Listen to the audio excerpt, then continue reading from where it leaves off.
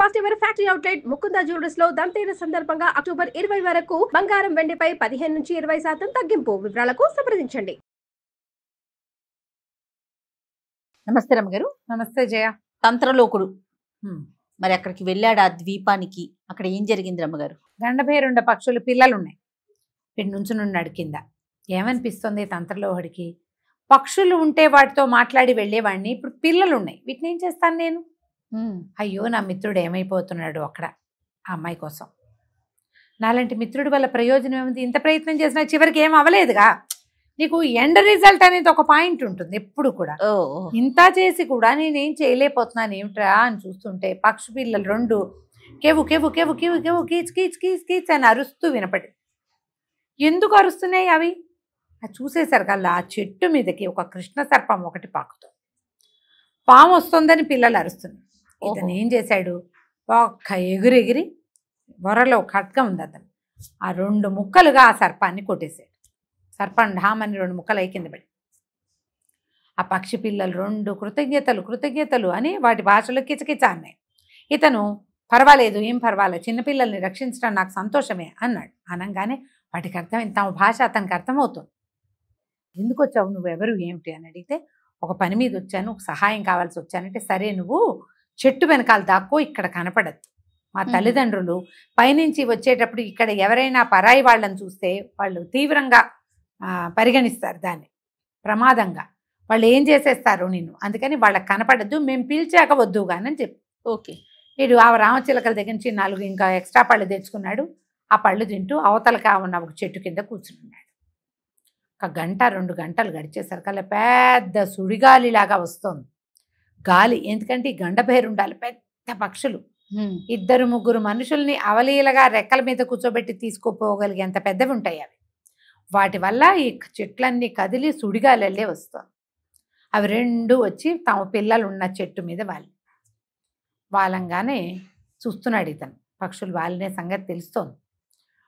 పిల్లలు 2 కెవ్వుకెవ్వమని అరుస్తూ గోలుగోలని ఏడుస్తూ, ఇవాళ ఎంత ప్రమాదం తప్పిందో తెలుసా, ఇవాళ మీరు వెళ్ళిపోయారు, మీరు వెళ్ళాక ఎంతో ప్రమాదం తప్పింది అనేసరికి తల్లి పక్షి తండ్రి పక్షి ఆశ్చర్యపోయింది. ఏం జరిగిందంటే, కింద చూడండి అని చూపించింది. పక్షి పిల్లలు చూపిస్తే 2 ముక్కలుగా తెగి ఉన్న సర్పం కనపడేసరికి అలా ఆశ్చర్యపోయాయి పక్షులు. ఈ సర్పం ఎట్లా తెగిపడింది, ఎవరు ఈ పని చేశారు, ఏదైనా జంతువు చేస్తే ఇలా తెగదు అనేసరికి పక్షి పిల్లలు చెప్పాయి, ఎవరో ఒక మానవుడు మహానుభావుడు ఈ ప్రాంతానికి వచ్చాడు, మేము అరవటం చూసి ఈ సర్పాన్ని 2 తుండాలుగా నరికాడు అనగానే, ఎవరు అతను ఎక్కడున్నాడంటే, మేము పక్కన కూర్చోమన్నామని ఓ మానవ రా అని పిలిచి, ఈ తంత్రలోహుడు లేచి ఆ పక్షుల దగ్గరికి వెళ్ళేసరికి ఆ పక్షులు 2 చాలా కృతజ్ఞతలు చెప్పినాయి. మహానుభావ, నీ వల్ల మా పిల్లలు రక్షించబడ్డాయి.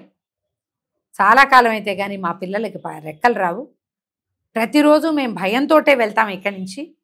మేము వచ్చేసరికి పిల్లలకి ఏమైనా ప్రమాదం వాటిల్తుందేమోనని, నీ వల్ల ఇవాళ చాలా పెద్ద పెను ముప్పు తప్పింది మా పిల్లలకి అని చెప్పి ఎంతో దండాలు పెడితే తంత్రలోహుడిని అడిగే, ఎందుకు వచ్చావు నువ్వు, ఏమిటి నీ పని అంటే, నేను ఇట్లా మల్లికా ద్వీపానికి వెళ్ళాలి, నన్ను ఆ మల్లికా ద్వీపానికి చేర్చండి అనేసరికి ఈ మగపక్షి అంది, నా రెక్కల మీద కూర్చో, నా మీద కూర్చో, నేను నిన్ను తీసుకెళ్తాను. సరేనని ఈ ఆడపక్షికి కృతజ్ఞతలు చెప్పి పక్షి పిల్లలకి వీడుకోలు చెప్పి తంత్రలోహుడు మొగ పక్షి వీపు మీద కూర్చున్నాక ఈ పక్షి ఎగురుతూ అతన్ని తీసుకెళ్ళింది. ఈ ఆకాశయానం ఎప్పుడు చేసింది కాదు, ఒక అద్భుతమైన అనుభవం కదా. అదే మనం ఫ్లైట్లో వెళ్ళేటప్పుడు ఫస్ట్ టైం ఎలా ఉంటుంది, ఎక్సైటెడ్గా, మనకి ఎక్సైటింగ్గా ఉంటుంది కదా.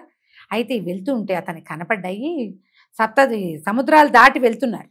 ఎన్నో ద్వీపాలు కనిపిస్తే మధ్యలో నవరత్న ద్వీపాలు, అన్ని మణులే. ఈయన పక్షిని తట్టాడు తంత్రలోహుడు, నన్ను కిందకి దింపు అని అడిగి కిందకి దిగి ఎన్నో మణులు మాణిక్యాలు మూటలుగా కట్టుకున్నాడు. అతని మీద ఉత్తరీయం ఉంది భుజం మీద, నడుముకు ఒక దట్టి ఉంది, దాంతో మూట దీంతో మూట, ఇన్ని మూటలు కట్టాడు. మళ్ళీ మూటలు భుజాన్ని వేసుకుని పక్షి మీద ఎక్కాడు. మల్లికాపురానికి మల్లికా ద్వీపానికి చేరుకున్నాడు. మల్లికా ద్వీపానికి చేరాక ఆ ద్వీపంలో ఫలానా ఒక చెట్టు చెప్పింది కదా రామచిలక, ఒక బిల్డింగు, దానికి ఆనుకున్న తోట, ఆయన ఎవరో ప్రఖ్యాతుడైన ఒక వ్యాపారస్తుడు ఇల్లు. ఈయన వ్యాపారస్తుడు ఇల్లు వాకిలి కనుక్కున్నాడు. కనుక్కొని ఏం చేశాడు, తన వస్త్రాలు 2 ఉన్నాయిగా, 2 మూట కట్టాడుగా, ఆ మల్లికా ద్వీపంలో అన్ని బజార్లలో మనలాగానే మామూలు అదొక ఊరు. ఆ మార్కెట్లో సరిగ్గా ఎక్కడైతే ఈ వ్యాపారస్తుడి కొట్టు ఉందో, దుకాణం ఉందో, దాన్ని ఎదురుగుండా ఇట్లా పల్చగా చక్కగా పరిచి ఈ రత్నాలన్నీ అమ్మకానికి పెట్టాడు ఈయన. ఈ ఎక్కడా లేనివి, తమకు ఎక్కడా దొరకనివి అయిన ఈ రత్నాలకి ఎగబడిపోయారు మార్కెట్లో జనం అంతా, బజార్లో వాళ్ళు. అయితే ఈ వ్యాపార కూడలి సముదాయానికి పెద్దగా ఉన్నటువంటి ఆయన పేరు నవకోటి నారాయణ అట. ఆ నారాయణ శెట్టి ఈ కుర్రాన్ని గమనించాడు. వ్యాపారస్తుడి వేషంలో ఉన్నాడు, చక్కగా రాళ్ళు రప్పలు ఎక్కడెక్కడి నుంచో తెచ్చినవి అమ్ముతున్నాడు. ఆయన అడిగాడు, నువ్వెవరు, ఏ ఊరు నుంచి వచ్చావు, ఇక్కడ వ్యాపారం చేయాలంటే మనకు కూడా ఇక్కడ రిజిస్ట్రేషన్ ఉండాలి కదా. అదే కదా, ఓ ఆ రోజుల్లో కూడా అనుమతి తీసుకోవాలి అనేసరికల్లా నాకు తెలియదండి, నేను వేరే ఏదో ప్రాంతం నుంచి వచ్చాను, ఉన్నవి నేను తెచ్చినవి అమ్ముకుంటే నాకు ధనం వస్తుంది, దాంతో నేను ఇక్కడ స్థిరపడచ్చని భావించాను అనేసరికల్లా ఆయనకి కుర్రాడుగా ఉండి వినయంగా ఉండి మన దగ్గర ఎక్కడా దొరకని రాళ్ళని తేగలిగిన ఈ కుర్రాడి మీద ఆయనకు ఆసక్తి.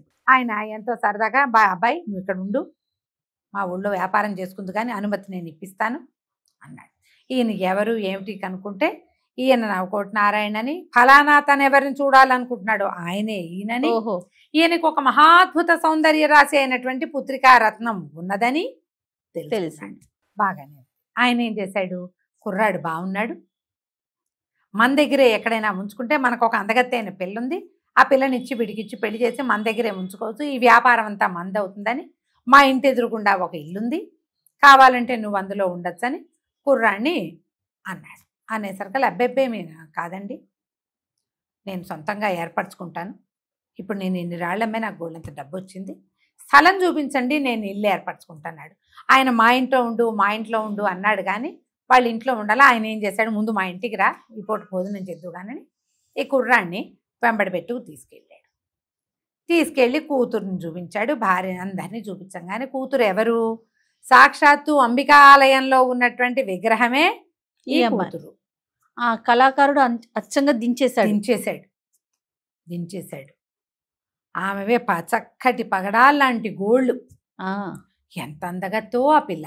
ఈ అమ్మాయే మనకు కావాల్సిన అమ్మాయి, ఈ అమ్మాయిని వెంబడి పెట్టుకెళ్ళాలి ఎట్లా. ఆయన నువ్వు మా దగ్గరే ఉండొచ్చు అని అడిగాడు. అడిగితే నేను మీ దగ్గర ఉండనండి, ఏదైనా ఇల్లు కట్టుకుంటాను, కొనుక్కుంటాను, ఇలాంటివి చెప్పాడు. అదే చెప్పేసరికల్లా సరే బాగుందిగా, అమ్మాయికి అబ్బాయి కొంచెం నచ్చాడు, కుర్రాడిగా ఉన్నాడుగా, కొత్తగా ఉన్నాడు. సరే ఎదురుగుండా ఒక చక్కగా ఇల్లు ఏర్పరచుకున్నాడు, ఇల్లు స్థలం తీసుకున్నాడు, డబ్బులు వచ్చేసినాయి, బోళ్ళంత ధనం ఏర్పడింది వాడి దగ్గర. ఆ ఇల్లు అన్న చక్కగా కట్టాడు. ఏం చేశాడు, ఒక కనకుడితోటి తన ఇంటి నుంచి వ్యాపారస్తుడి ఇంటి కిందకి ఒక సొరంగాన్ని ఏర్పరచుకున్నాడు. ఏర్పరచుకుని పోయి ఆ అమ్మాయితోటి పలకరించాడు. ఆ సొరంగం అమ్మాయి ఆశ్చర్యపోయింది, సంతోషం వచ్చింది. వచ్చేసరికల్లా సరే ఆ అమ్మాయి కొంచెం సరదా పడింది ఇతన్ని చూసి, ఆయనతో స్నేహంగా ఉండొచ్చు అని అనుకుంది. అప్పుడు ఏం చెప్పాడు, అమ్మా కాదు, నేను ఒక ప్రత్యేకమైన పని మీద వచ్చాను, కాగల కథ అంతా నేను నడుపుతా అనేసరికి, అలాగే నువ్వు నాకు నచ్చావంది. కాదమ్మా అట్లా నచ్చానని అనద్దు, నేను నా మిత్రుడి కోసం ఈ ప్రయత్నం చేస్తున్నాను. నా మిత్రుడు రాకుమారుడు, పల్లవపురానికి కాబోయే రాజు, నువ్వు అతని పట్టమహిషివి కావచ్చు, నన్ను నీ సోదరుడుగా భావించు. ఓహో చెప్పేశాడు. చెప్పేసరికి సరే అమ్మాయి ఒప్పుకుంది. తన ఇంట్లో తను ఈ లోపల కింద నుంచి సొరంగం ఏర్పరిచాడు కదా, ఈ మొత్తం ఇల్లు గృహప్రవేశం అది అయ్యాక ఈయన ఏం చెప్పాడు, ఈ కుర్రాడు చెప్పాడు, గృహప్రవేశానికి ముందే చెప్పాడు, నేను వివాహితుణ్ణి, నా భార్యని పిలిపించుకుంటాను, మా భార్య కూడా వస్తుంది, అందుకని నేను మీ ఇంట్లో ఉండను, నాకు వేరే ఇల్లు కావాలని అడిగింది, నేను ఒక్కడే అనుకుంటే మీ ఇంట్లో ఉండొచ్చు అనేసరికి నారాయణ శెట్టికి ఏమనిపిస్తుంది, అయ్యో వీడికి పెళ్ళి అయిపోయిందా, మన పిల్లనిచ్చి పెళ్లి చేద్దాం అనుకున్నామే అనుకున్నాడు కానీ ఇంకా ఊరుకున్నారు. రకరకాల వస్తువు సామాగ్రి అంతా చేర్పించాడు, ఇల్లంతా చక్కగా రెడీ చేయించాక గృహప్రవేశము మీరందరూ సకుటుంబ పరివార సమేతంగా అందరూ రండి అన్నాడు. సరే నారాయణ శెట్టి గారు ఇంట్లో వాళ్ళందరికీ బంధువర్గానికి అందరికీ చెప్పాడు, మన ఎదురుగుండా కొత్తగా ఇల్లు కట్టుకున్న తంత్రలోహుడికి గృహప్రవేశము రమ్మన్నాడని అందరికీ చెప్పాడు. ఆయనకి ఎవరు చుట్టాలు లేరు, తంత్రలోహుడు ఒంటరిగాడు, అవును, మీ చుట్టాలే మా చుట్టాలు అన్నాడు.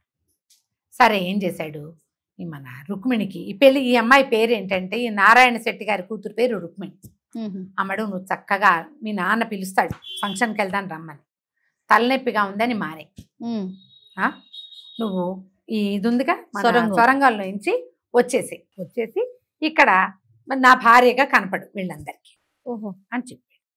సరే ఫంక్షన్ వచ్చింది, తెల్లవారింది, వీళ్ళింటికి భోజనానికి వెళ్ళాలి. నారాయణ శెట్టి గారు చుట్టాల పక్కలందరికీ చెప్పాడుగా, మనమే వీడి ఫంక్షన్ని సుసంపన్నం చెయ్యాలి, గృహప్రవేశం మహోత్సవాన్ని అని అందరికీ చెప్పాడు. ఆయన బావమరుదులు వారావీర అంతా వచ్చారు. ఏముంది వాళ్ళ ఇంట్లో ఫంక్షన్కి వెళ్ళి భోజనం చేసి వస్తాం.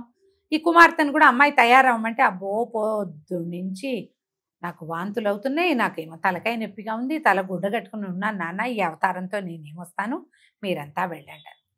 పిల్లని విడిచిపెట్టి వీళ్ళు వెళ్ళారు. భార్య భర్త చుట్టం పక్కన వచ్చిన వాళ్ళందరూ వెళ్ళేసరికల్లా ఇతను ఏం చేశాడు, చక్కటి చీరలు ఏవో తెప్పించి ఈ రుక్మిణికి ఇచ్చాడు. ఆ అమ్మాయి దగ్గర ఉన్న చీర కాదు, చాలా బహు అందమైన వస్త్రం తెప్పించాడు. కొన్ని బట్టలు తెప్పించి ఉంచాడు అనమాట. ఆ పిల్ల చక్కగా వస్త్రం కట్టుకుని గృహప్రవేశంలో పాల్గొంది. దూరం నుంచి ఇప్పుడు పెళ్లి కూతురు ఎవరు, అతని భార్య గబాలను వెళ్ళి మొహంలోకి ఎవరు చూస్తారు, కానీ దూరం నుంచి చూసి ఇదేమిటి మన పిల్లల్లే ఉంది అనుకుంటున్నాడు ఈయన, కూతురల్లేనే ఉందని. బావమరుదులు వాళ్ళు అన్నారు, మన పిల్ల మన ఇంట్లోనే ఉంది, ఏదో అతని భార్య కాస్త పోతుంది, మన పిల్ల పోలికలో ఉన్నట్టుంది, అదేదో వస్త్రం వెరైటీగా కట్టుకుంది, మన పిల్లేం కాదు బావా అన్నాడు బావమరిది. అన్నాక 2 సార్లు 3 సార్లు వేసరికి తన కూతురే అనిపించడం మొదలుపెట్టింది. అమ్మాయి అటు ఇటు తిరిగి అందరితోటి మాట్లాడుతోంది. ఈ నారాయణ శెట్టి గారి కూతురు అందగత్తని చుట్టుపక్కల చుట్టాలందరికీ చాలా మందికి తెలుసు, కానీ ఆ పిల్లని మొహంలో మొహం పెట్టి చూసిన వాళ్ళు ఎవరూ లేరు అక్కడ. అదే కొంతమందికి తెలుసు, కానీ ఈ అలంకారము, ఈ వస్తువు, ఈ చీరలతోటి కాస్త పోలిగ్గా ఉన్నది. పైగా ఇక్కడ భారీగా నటిస్తుంది, కొంచెం వందనంగా నడుస్తుంది, మామూలుగా చెంగుమని నడిచే పిల్ల. అయితే బావమరిది అన్నాడు, బావ ఓ పని చేస్తా, నేను అలా పక్క నుంచి వెళ్ళి అమ్మాయి కూర్చుంది కదా, ఈ నేతిగిన్న చేత్తో పుచ్చుకుని వెళ్ళినట్టు వెళ్ళి కోక మీద వలకపోసేస్తాను చీర మీద. ఇప్పుడు మన ఇంటికి వెళ్ళాక ఒకవేళ మన అమ్మాయే అనుకో, ఆ కట్టిన చీర నేతి వాసన వస్తుందో లేదో చూస్తే సరిపోదు. ఓకే అనేసరికి సరేనా. ఏం చేశాడు ఈ మావయ్య, ఈ పిల్ల మేనమామ నేతి గిన్నె పుచ్చుకుని, నేతి జారీ ఉంటుందిగా భోజనాల్లో వడ్డంలో, నెయ్యి పోసాడు. చీర తడిసింది నేతి కొద్దిగా ఒక పక్కన. కానీ వీడున్నాడు తంత్రలోహుడు, మంత్రి గారు అబ్బాయి కదా, పిచ్చ తెలివి. ఫంక్షన్ పూర్తయింది, ఎవరి దారిన వాళ్ళు జనాలు బయటికి వెళ్తుంటే, అమ్మా నువ్వు ఇంకా విశ్రాంతి తీసుకోమని భార్యని లోపలికి పంపించాడు. ఈ రుక్మిణి పంపించి వెళ్ళేటప్పుడు ఏం చెప్పాడంటే, ఇలాంటిదే ఇంకో వస్త్రం ఉంది, మా పద్ధతిలో కాకుండా మీ పద్ధతిలో కట్టుకో, ఈ చీర ఇక్కడే దిగవిడిచి వెళ్ళిపోమన్నాడు. ఓహో, నేతి వాసన రాకుండా. ఆ అమ్మాయి ఏం చేసింది, ఆ చీర అక్కడ విడిచేసి వేరే చీర, అదే రంగు చీర కట్టుకుని ఇంటికి వెళ్ళి పడుకుంది. ఈ అమ్మాయి ఏమో సొరంగంలో నుంచి వెళ్ళిపోయింది. వీళ్ళందరూ ఈ బయట అందరికీ బాయ్ చెప్పి అవి చెప్పి ఇవి చెప్పి, తండ్రి చుట్టాలు అంతా తమ ఇంట్లోకి వచ్చి లోపల గదుల్లోకి వచ్చేసరికి పిల్ల తల గుడ్డ కట్టుకుంది. చీర కొంచెం అటు ఇటుగా అదే రంగు చీరగానే కనపడుతుంది.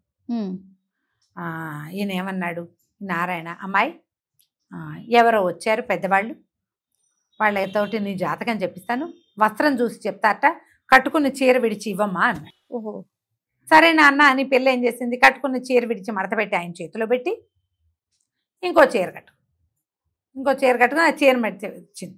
ఈయన బయటికి తీసుకొచ్చి చీర అంతా పరిశీలించి చూశాడు, ఎక్కడ నేతి చుక్క కూడా లేదు, వాసన లేదు, చుక్క లేదు. సో మన పిల్లే, అతని భార్య. ఎవరైనా వెళ్ళినప్పుడల్లా అమ్మాయి వచ్చి కనపడుతుంది. కొద్ది రోజులు గడిచాక ఏమైంది, ఒకనాడు ఈయన ఏం చెప్పాడంటే, మా అత్తవారిని ఇచ్చి కబురు వచ్చిందండి, మేము మా ఊరు వెళ్ళొస్తాము అని చెప్పాడు. ఈడికి నవకోట నారాయణ గారికి. నారాయణ గారు, అయ్యో అలాగానైనా, అయ్యో మీ పిల్ల మీరు చక్కగా ఎదురుకుండా ఉన్నావు, బోళ్ళంత వ్యాపారం చేస్తున్నావు, ఎంతో స్నేహంగా ఉన్నావు, రోజు మన ఇద్దరం కబుర్లు చెప్పుకునేవాళ్ళం, సరేలే వెళ్ళిరండి అన్నాడు. ఈ మొట్టమొదట గండభైరుండం ఏం చేసింది, ఇతనికి తను వెళ్ళిపోతూ ఒక ఈకకిచ్చింది. ఈ ఈకకి ధూపం వేసి, నన్ను తలుచుకుంటే నేను నీకు మళ్ళీ వస్తాను అని. గండభైరుండం ఈక దాచిపెట్టుకున్నాడు అతను. ఓహో సరే ఏమైంది, ఈ అమ్మాయికి రుక్మిణికి చెప్పాడు, చల్లగా నువ్వు బయలుదేరి వచ్చేయమ్మా నాతోటి అంటే, ఆ అమ్మాయి తయారైపోయింది. భార్య భర్త ప్రయాణానికి సిద్ధపడ్డారు. ఏదో గుర్రాలు ఎక్కి వెళ్తారు, రథం సిద్ధం చేసుకున్నారు. ఈ పిల్లకి ఏడుపు వచ్చింది, అమ్మా నాన్నని వదిలిపెట్టిపోతూ ఉంటే.